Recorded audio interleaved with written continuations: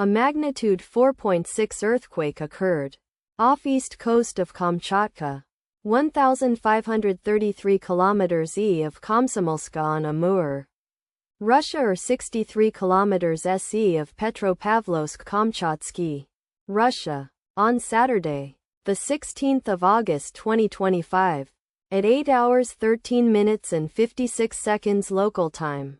The quake had a depth of 10 kilometers and was not felt, or at least not reported so. Data source from EMSC. Did you feel it? Let us pray. May the earthquake that occurred not affect our brothers and sisters there.